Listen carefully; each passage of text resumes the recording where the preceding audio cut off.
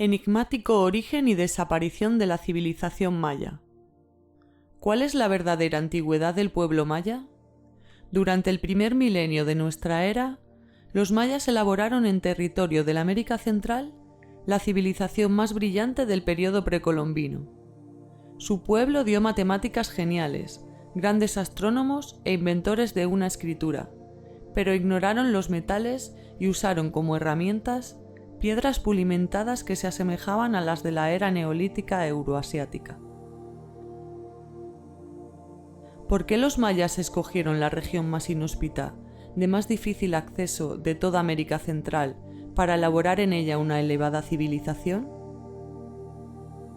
Los mayas descubrieron el maíz y la agricultura, fundamento esencial de su civilización, pero nunca superaron la fase arcaica de la agricultura y se limitaron a utilizar el palo como instrumento para cavar. ¿Por qué? El origen de los mayas es misterioso. América empezó a poblarse con la llegada de pequeños grupos étnicos que, caminando desde Asia, cruzaron el estrecho de Bering en el curso de una lenta migración comenzada hace unos 20.000 años.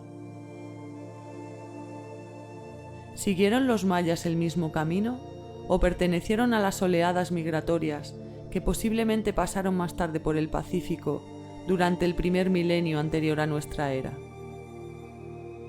¿De dónde venían aquellos hombres pequeños y fornidos, de nariz aguileña, tan diferentes físicamente de otros indios de América? Uno de los grandes especialistas de los mayas, el arqueólogo John Eric Thompson, escribe que podrían ser primos lejanos de los sumerios, cuyos sacerdotes astrónomos edificaron numerosas pirámides, 3 milenios antes que ellos en Mesopotamia. La antropología física nos enseña que, contrariamente a sus vecinos, los mayas se clasificaban entre los individuos más braquicéfalos, cráneos anchos, del mundo. Pero el enigma más inquietante de la civilización maya es su inexplicable desaparición. En el siglo X de nuestra era, es decir, varios cientos de años antes de la llegada de los españoles a América, y sin ninguna razón aparente, los mayas dejaron bruscamente en poder de la selva invasora todas sus grandes ciudades de piedra. Emigración. Durante mucho tiempo se ha creído que emigraron hacia el norte, a Yucatán, y hacia el sur, a Guatemala, donde su cultura habría experimentado un renacimiento. Los indígenas que hoy viven en ambos territorios, tan distantes uno de otro, hablan aún idiomas mayas. Ahora bien, estudios arqueológicos han demostrado que esa tesis es insostenible. Ambas regiones fueron centros de cultura floreciente durante todo el período clásico, es decir, paralelamente al período de expansión de la civilización maya de Petén. Podía haber habido relaciones entre los tres territorios y eso es cuanto puede afirmarse al respecto. Pero el problema persiste. ¿Por qué aquellos cientos de miles de individuos de elevado nivel cultural abandonaron súbitamente Petén sin dejar rastro de su marcha? Más aún, cuando Petén es hoy una región semidesértica demográficamente, fue el área más poblada de América Central durante su ocupación por los mayas de este territorio del actual Guatemala. Epidemia. ¿Se trató, como sugieren algunos autores, de una epidemia de fiebre amarilla? La historia demuestra que nunca una enfermedad contagiosa, ni siquiera la terrible peste, ha provocado la caída de una civilización. Además, ¿por qué la supuesta epidemia habría hecho estragos solo en este territorio sin afectar a los países colindantes? Terremoto.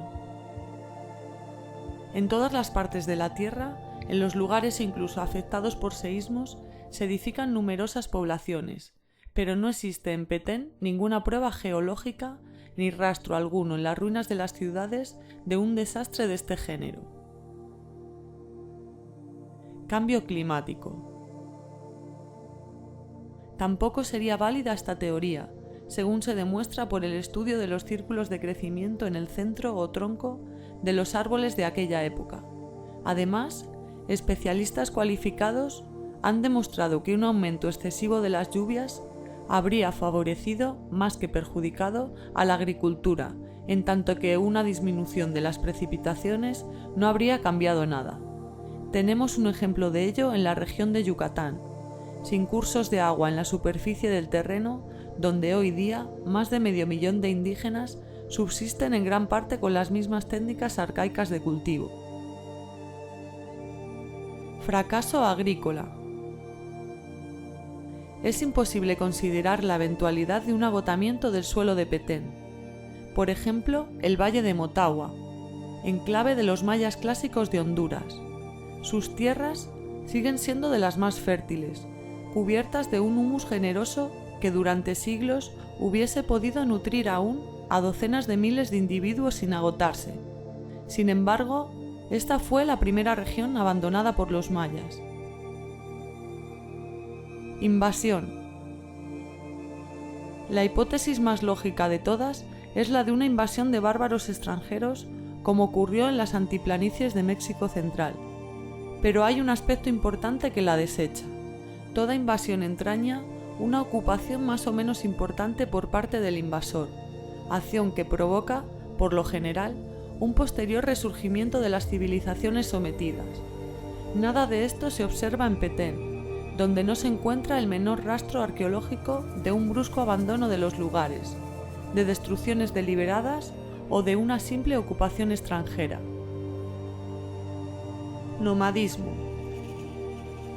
Algunos autores han supuesto que un perpetuo nomadismo conducía a los mayas por caminos siempre nuevos, y que cada etapa era marcada por la construcción de una gran ciudad. Es una teoría que ha sido invalidada por el estudio de los estilos de las diferentes ciudades mayas, entre otros datos importantes proporcionados por la arqueología. Por ejemplo, todas las ciudades del distrito guatemalteco de Petén nacieron casi en la misma época, y todas fueron abandonadas en el siglo X.